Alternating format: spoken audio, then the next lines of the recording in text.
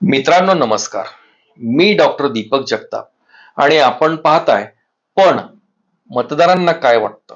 आजचा विषय कुठल्याही प्रकारे मतदारांना साथ घालणारा नाहीये. आज मी ज्या विषयावर बोलणार आहे तो विषय आहे आम्ही अनुभवलेले डॉक्टर धनंजय केळकर, जे डीन आहेत, जे प्रमुख आहेत दीनानाथ मंगेशकर रुग्णालयाचे, त्यांच्याबद्दल हा व्हिडिओ आहे. याच्यामध्ये माझी पत्नी सौभाग्यवती डॉक्टर वृषाली जगताप ह्या त्यांना आलेला अनुभव कथन करतील. सर्वप्रथम नमस्कार, मी डॉक्टर वृषाली दीपक जगताप. एप्रिलच्या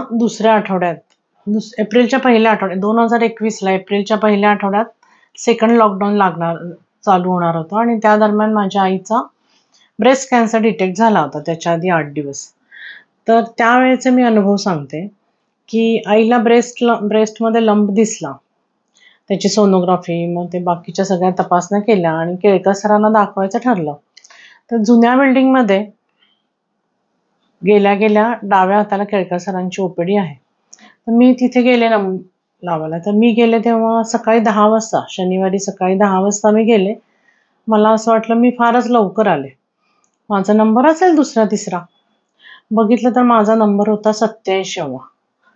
सकाळी 10 वाजता मी नंबर लावायला गेले होते आणि माझा नंबर होता 87. आणि मग मी त्या मुलीला म्हटलं ठीक आहे, आणि फी आधी भरायची होती. म्हटलं मी आपल्या मनात विचार करत होते पर्स उघडताना की एक साधारण 1000-1500 तरी सरांची फी असेल. म्हणून मी तिला विचारलं किती भरायचे आहेत पैसे. तर म्हटली 200 रुपये. मी परत विचारलं किती, तर म्हटली 200 रुपये. मग मी 200 रुपये दिले आणि मी विचार करायला लागले की असं मला वाटते की आपण डॉक्टर आहे म्हणून कन्सेशन दिलं का, सर पॅनलवर आहेत म्हणून कन्सेशन दिलं का. म्हणून मग मी जरा क्युरिओसिटीनं त्या सगळ्या मॉबमध्ये बसल्यावर सगळ्यांना बोलायला लागले. एकमेकांशी बोलताना मला कळलं की सरांची फीस 200 रुपये. डॉक्टर धनंजय केळकर, महाराष्ट्रातलं ऑन्को सर्जरी म्हणजे कॅन्सरच्या सर्जरीमधलं सगळ्यात मोठं नाव, त्यांची ओपीडीची फी 200 रुपये. ही खरोखर आश्चर्य करण्यासारखी गोष्ट मला तेव्हा वाटली. आणि खरंच आश्चर्य करण्यासारखी आहे की त्यांचे जे बुद्धिमत्ता आहे, त्यांचा जो अनुभव आहे, त्यांचं जे हुशार आहेत किंवा त्यांची जी सर्जिकल हँड आहे, त्या सर्जनची फी 5000 सुद्धा कमी आहे. ती व्यक्ती फक्त 200 रुपये घेते. आणि मग आम्ही ओपीडीला थांबलो. तर मी बघितलं सर 3 ओपीडी मध्ये पेशंट बघत होते. दोन्ही ओपीडी एक समोरासमोर अशा ओपीडी होत्या. दोन्ही ओपीडी मध्ये कमीत कमी 150 ते 200 पावलांचं अंतर असेल. ते सर पहिल्या ओपीडीत जायचे, तिथला पेशंट त्या असिस्टंटनी हिस्ट्री घेऊन ठेवलेली असायची. त्यांना काही चेकअप करायचं असेल तर तो त्यांचा गाऊन घालायला लागायचा पेशंटला. ते सगळं बघून झाल्यावर मग सर दुसऱ्या ओपीडीत जायचं, तिथून चालत इकडच्या ओपीडीत यायचे तिसरा पेशंट बघायला. असं दिवसभर सर जवळजवळ 100 ते 125 पेशंटची ओपीडी सतत चालत बघत असत. कधीही बसलेले मी पाहिले नाही, कधीही कंटाळलेले पाहिले नाही. आणि ते चालत असताना त्यांचं 2दा माझ्याकडे लक्ष गेलं. तर त्यांनी फक्त मला खुणवलं की या म्हणून. कारण 87वा नंबर आणि आईचं एज जवळजवळ 70च्या पुढे होतं. तर सर म्हटले येऊन पलीकडच्या ओपीडीत बसा. मग सरांनी पहिली ओपीडी, दुसरी ओपीडी, तिसरी ओपीडी अशा सतत सरांच्या फेऱ्या सुरू असतात. या एजमध्ये मी अक्षरशः कमाल केली. मला 15 ते 20 पेशंट बघायला दिवसभर झाले की मला असं वाटतं की आपले गुडघे दुखतात. आणि सर 100 ते 150 अशा फेऱ्या घालत होते या वयात, न कंटाळता, न चिडता. आणि वर मला म्हणजे मी गेले सरांकडे, आईला दाखवलं वगैरे, तर त्यांचं ठरलं की आपण ऑपरेशन करायला पाहिजे, हे करायला पाहिजे. सर म्हणजे आधी जे आहे ते काढून टाकूया, ते ऑपरेशन करू. इतकी क्विक डिसिजन की एज जास्ती आहे, हे आहे ते आहे, असं काहीही लांबड नाही. आता दिसतंय ना, आता मॅडम आपण काढून टाकूया, पुढे काय करायचं ते आपण बघूया. आणि सेकंड लॉकडाऊन लागणार होतं. तर मला म्हणले की 2 दिवसानं सगळीकडे कुणकुण आहे सेकंड लॉकडाऊनची, तर काय करता, ऍडमिट व्हायचं, कधी होतं ऍडमिट. तर मी म्हणलं आता दीनानाथ मंगेशकरला ऑपरेशन थिएटर वगैरे बुक करायला लागतं. मी सरांना म्हणलं सर तुम्ही आज म्हणला तरी मी होईन ऍडमिट. सर म्हणले अरे वा ठीक आहे, मग उद्या सकाळी आपण करून टाकू. काहीही लांबड लावली नाही की थिएटर बुक करायला लागेल, काय होईल, काही नाही. आणि अतिशय सुंदर सरांनी, मी आणि डॉक्टर दोघंही आम्ही होतो, अतिशय सुंदर, इतकी छान सर्जरी केली. आता ऑपरेशन होऊन 4 वर्ष झालं. इतक्या वेळा आम्ही पेट स्कॅन केलं, कुठेही मेटास्टेसिस नाहीत, काही नाही, काही कॉम्प्लिकेशन नाही. आणि ऑपरेशन झाल्याच्या दुसऱ्या दिवशी सर मला म्हटले, तू स्वतः डॉक्टर आहेस, ह्याचं ड्रेसिंग आणि ह्याचे जे काही इंजेक्शन तर काय IV इंजेक्शन्स वगैरे 1-2 दिवस द्यायला लागणार होती.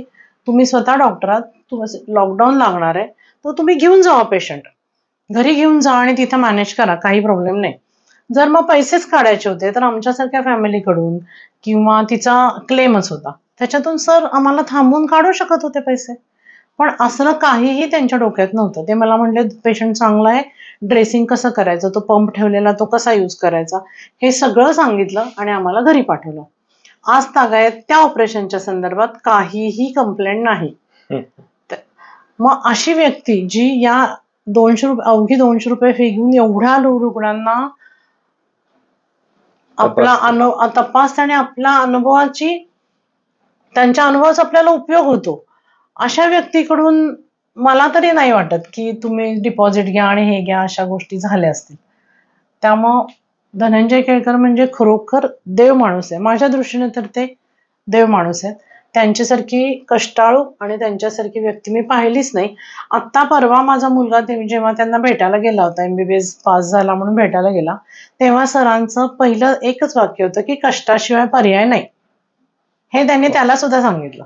आणि सर अजूनही या वयात तेवढे कष्ट करतायत. तर हा अनुभव माझा सरांच्या बाबतीतला अतिशय चांगला आहे. मी त्याच्यानंतर बरेच पेशंट सरांकडे अगदी कॉन्फिडन्सली सांगून पाठवले की सरांची फी फक्त 200 रुपये, तुम्ही जाऊन एकदा ओपिनियन तर घेऊन या. आणि अशा कितीतरी लोकांना त्यांचा फायदा झालेला आहे.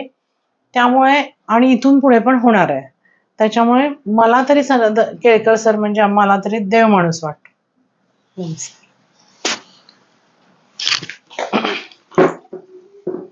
हे डॉक्टर विशाली जगताप यांनी त्यांचा अनुभव सांगितला. मित्रांनो, आज 850 बेड्सचं दीनानाथ मंगेशकर हॉस्पिटल आहे. डॉक्टर धनंजय केळकर हे तसं बघितलं तर जवळपास लता मंगेशकरांच्या कुटुंबातले सदस्य असल्यासारखे आहेत. बातम्यांमध्ये अनेक गोष्टी तुम्हाला कळतात, कुटुंबातले सदस्य असल्यासारखे आहेत. या माणसाला आपण विचार करा, एखादा माणूस किती निरपेक्ष किंवा किती डाऊन टू अर्थ असतो याचं उदाहरण तुम्हाला सांगतो. एवढं मोठं हॉस्पिटल, तुम्ही सगळ्यांनी हॉस्पिटल ज्यांनी बघितलेलं त्यांनी बघावं की एवढं मोठं हॉस्पिटल जो माणूस सुपरवाइज करतो, जो माणूस हँडल करतो, चालवतो, त्या माणसाला मंगेशकर कुटुंबियांनी काय काय करायला पाहिजे? किमान 5-1 लाख पेमेंट द्यायला पाहिजे. बरोबर आहे? 5 लाखाच्या आसपास पेमेंट त्यांना द्यायला पाहिजे मंगेशकर कुटुंबाला. त्याच्यानंतर बंगला द्यायलाच पाहिजे, गाडी हवी मंगेशकरांनी दिलेली, ड्रायव्हर हवा, घरामध्ये बटलर पासून कामकाज करण्यासाठी स्टाफ हवा. एवढ्या सोयी तर ते दीनानाथ मंगेशकरचा एकंदरीत तुम्ही व्याप बघितल्यानंतर एवढ्या सुविधा तो माणूस डिझर्व करतो की नाही? करतो ना. हे असं मिळायला पाहिजे आणि असं मिळत असावं असं बऱ्याच जणांना वाटतं. माझे शाळेतले मित्र सुद्धा भेटल्यावर विचारतात किंवा मी त्यांना सांगितल्यावर आश्चर्य वाटतं की डॉक्टर धनंजय केळकर हे इतके वर्ष 2003 पासून एवढे वर्ष दीनानाथ मंगेशकर रुग्णालय विनामूल्य चालवतात. चॅनल पैकी किती लोकांना ही माहिती आहे? त्याचा मोबदला ते घेत नाहीत. ते स्वतः जे पेशंट बघतात आणि स्वतः जे ऑपरेशन्स करतात त्याचे जेवढे पैसे मिळतात तेवढ्याच गोष्टींवर ते त्यांचा उदरनिर्वाह करतात. अन्यथा या माणसाची पात्रता chauffeur driven car with bungalow, with driver, with servants आणि हे सगळं मिळण्याची पात्रता असून सुद्धा इतका साधा सुद्धा निरपेक्ष माणूस चुकूनही सापडणार नाही. मित्रांनो, लक्षात घ्या. या आरोप प्रत्यारोपांच्या फैरीमध्ये इतका साधा माणूस आहे ना, साध्या बाह्या अशा फोल्ड केलेल्या असतात इथपर्यंत. कारण एकतर सर्जन माणूस म्हणजे सतत सर्जरीच्या गाऊन मध्येच असतात आणि डोक्याला टोपी घातलेली असते सर्जनची, आणि ओपीडीत असतील तर हातात घड्याळ सुद्धा नसतं, कारण सततच ऑपरेशन आणि ग्लोव्ज घालायचे असल्यामुळं ना अशा अंगठ्या वगैरे असलं काही हातामध्ये नसतं, घड्याळ पण नाही, बाह्या फोल्ड केलेल्या. आणि अशाच पोशाखात ते अगदी नरेंद्र मोदींना सुद्धा असेच भेटतात. मोदी मुख्यमंत्री होते किंवा कोणी असेल, किंवा महाराष्ट्राचे मुख्यमंत्री जरी आले तरी त्यांनाही तसेच भेटतात.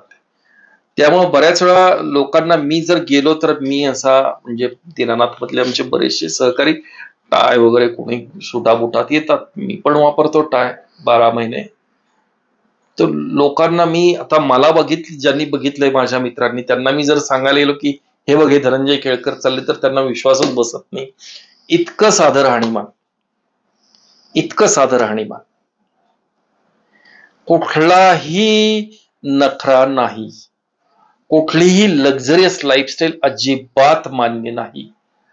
गाडी सुद्धा पूर्वी i10 होती, आता i20 आहे, ती सुद्धा आता जुनीच झालेली आहे. इतकी साधी गाडी वापरतात आणि स्वतः चालवत येतात, ड्रायव्हर नाही आणि कोणीच नाही. इतक्या साध्या माणसांना आपण ह्या आरोप प्रत्यारोपांमध्ये गमावणार का? ही ऋषितुल्य माणसं आहे. तो एखाद्या पेशंटला जर मी सांगितलं ना, सर असं असं त्याचं ऑपरेशन करायचंय हो, मग गरीब आहे पेशंट, तुला खात्री आहे का गरीब आहे? म्हणलं हो सर गरीब आहे. कारण काय होतं ना, अलीकडं लोक बनावट कागदपत्र, म्हणजे ही लाडकी बहीण योजनेमध्ये तर मला एक असा अनुभव कळाला की त्या लाडक्या बहीण स्कॉर्पिओ मधून आली होती शाळेमध्ये दाखला न्यायला जन्मतारखेसाठी, आणि ती स्वतः 400 रुपये एका महिलेची मजुरी याप्रमाणे 17 मजूर तिच्या शेतावर काम करत होते. 17 गुणिले 400 रोजचे कामाला होते. त्यांचा पगार ती स्वतःच्या हातानं पेमेंट वाटत होती. ती 1,500 रुपये मुख्यमंत्र्यांच्या निधीमधले मिळावेत, मग लाडकी बहीण योजनेमध्ये मिळावेत म्हणून ती नंबर लावून ते कागदपत्र न्यायला आली होती. परंतु म्हणाले, मी म्हणलं सर त्याच्याकडे कार्ड, रेशनिंग कार्ड वगैरे केशरी आहे का, पिवळं आहे का, पांढरा आहे का, जांभळं आहे, काहीही गरज नाही. म्हणले तू गरीब आहे ना, तुला खात्री आहे ना? Yes sir. मग जा, सचिन व्यवहारेला मी सांगतो. सचिन व्यवहारे हे सुद्धा त्यांचे PA आहेत, डॉक्टर धनंजय केळकरांचे.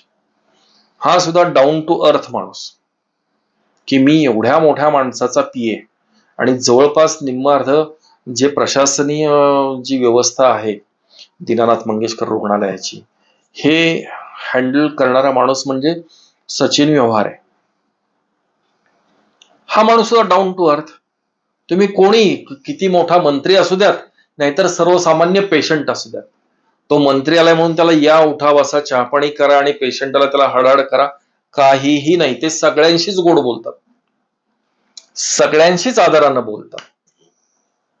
केळकर सरला तर मी रागवलेलं चिडलेलंच बघितलेलं. ते इनफॅक्ट ते आमच्यावर म्हणजे डॉक्टरांवर चिडतात. डॉक्टरांनी जर काही चूक केली तर त्यांच्यावर चिडतात, पण पेशंट सर्वसामान्य इतर येणाऱ्या लोकांवर कधीही चिडलेलं आम्ही त्यांना बघितलेलं नाही. आणि ते डॉक्टरांवर सुद्धा काही तुम्ही असं नाही, असं अमुक हे करा ते करा, ह्या म्हणजे कुठल्या कामातल्या चुका काढत बसत नाहीत. ते वागण्यातल्या जर काही चुका असतील तर त्या संदर्भात केळकर सर कान पकडतात, किंवा विद्यार्थ्यांना जे शिकवतात, हाडाचे शिक्षकच आहेत, त्यांचे वडील पण शिक्षक होते, त्यामुळे ते हाडाचे शिक्षक आहेत. ते खरं तर BJ मेडिकलला प्राचार्य वगैरे झाले असते, आणि कुठलीही ब्रँच त्यांना मिळत होती, दुसरा नंबर होता त्यांचा, मेडिसिन किंवा सर्जरी. मेडिसिनची ससून मधली अवस्था पाहिल्यानंतर त्यांचं लक्ष विचलित झालं, म्हणाले नको. आणि मेहता मॅडम त्यांच्या सर्जरी डिपार्टमेंटच्या प्रमुख होत्या, त्यांचं काम बघितलं आणि त्यांचं मतपरिवर्तन झालं की आपण मेडिसिन नको, मेडिसिनकडे जायला नको, आपण सर्जरी मध्ये जायचं. त्यांना चॉईस होता, ते काही होऊ शकत होते आणि कुठेही जाऊ शकत होते जगाच्या कानाकोपऱ्यामध्ये. त्यांनी अशी माणसं धरून ठेवली की एक प्रचंड राष्ट्रभक्तीनं प्रेरित झालेली लोक आहेत. डॉक्टर प्रसाद राजहंस, त्यांच्या सौभाग्यवती राजहंस ज्या आहेत ह्या NICU नवजात बालकांचा अतिदक्षता विभागाच्या प्रमुख आहेत. हे दोघही दाम्पत्य इंग्लंडमध्ये प्रॅक्टिस करत होते. इंग्लंड मधली प्रॅक्टिस सोडून हे दीनानाथ मंगेशकर हॉस्पिटल इथे तयार होतंय म्हणून केळकरांनी त्यांना इथं बोलवून घेतलं की अरे इथे या, तुम्ही आपल्या देशासाठी काहीतरी करा. आणि असा आदर्श घेऊन केळकरांनी अनेक लोक जी आहेत, जी परदेशात सहजासहजी जात होती, अत्यंत ब्रिलियंट लोक दीनानाथ मंगेशकर रुग्णालयामध्ये जी आहेत आणि तुम्हाला सतत वेटिंग वर असतं ऍडमिशन, म्हणजे गेल्या गेल्या तुम्हाला रूम उपलब्ध होईल किंवा ऍडमिट पेशंट होऊ शकणार नाही, नवीन बिल्डिंग झाली तरी सुद्धा बेड अपुरे पडतायत. याचं कारण असं आहे की ही अत्यंत हुशार जी गव्हर्नमेंट मेडिकल कॉलेजेसमध्ये PJ सारख्या किंवा मुंबईतल्या जे किंवा KEM हॉस्पिटलमध्ये किंवा अनेक ठिकाणावरून अशी शिकलेली विद्वान लोक त्यांनी जमा केलेली आहे. त्यांच्या विद्वत्तेचा फायदा त्या आपल्या देशालाच व्हावा हे त्याच्यातलं मोटिव्ह आहे त्यांचं. हे त्यांना साध्य करायचे की या ज्या दुर्लभ ज्या शस्त्रक्रिया आहेत ना त्या आपण दीनानाथ मध्ये केल्या. ऑर्गन डोनेशन जे आपण बघा ग्रीन कॉरिडॉर केला जातो, कोणाला फुफ्फुस ट्रान्सप्लांट केलं, कोणाला ब्रेन डेड पेशंटची किडनी आणून बसवली, ह्या हृदय आणून बसवले, ह्या शस्त्रक्रिया आपण बघतो ना, ह्या अतिशय अफाट शस्त्रक्रिया आहेत. ह्या करण्याचं कुठं साध्या ठिकाणी होऊच शकत नाही. Dinanath Mangeshkar, Noble Hospital, Ruby Hall, Jehangir अशा मोठ्या ठिकाणीच होऊ शकतात. एक जर ब्रेन डेड पेशंट दगावला का, अगदी काल परवा सोलापूरवरच्या एका रिक्षा ड्रायव्हरचे पार्ट्स पुण्यामध्ये आणण्यात आले होते आणि 4 लोकांना जीवदान मिळालं. ही जी मानवतेची सेवा जी आहे हे करण्याचा ध्यास असलेली लोक, ज्यांना अति उच्च पगाराच्या नोकऱ्या या परदेशात बोलवत होती, अजूनही बोलवतात यांना की तुम्ही आमच्या देशामध्ये या, पण ही लोक गेली नाहीत आपला देश सोडून. यापेक्षा $1 मिलियन मध्ये या लोकांनी त्यांचं स्वतःच जर ती वृत्तीच असती ना अंगामध्ये, रक्तामध्ये, तो बिझनेस वैद्यकीय व्यवसाय हा बिझनेस म्हणून जर त्याच्याकडे बघत असते ना, ह्या लोकांनी नक्की केलं असतं. डॉक्टर राजहंस, डॉक्टर रणजित जगताप, डॉक्टर धनंजय केळकर ह्या लोकांनी नक्की केलं असतं. पण ही लोक अशी नाहीत. एवढंच आपल्या कानावर मला घालायचंय आणि म्हणून या व्हिडिओचा प्रपंच केलेला आहे. धन्यवाद.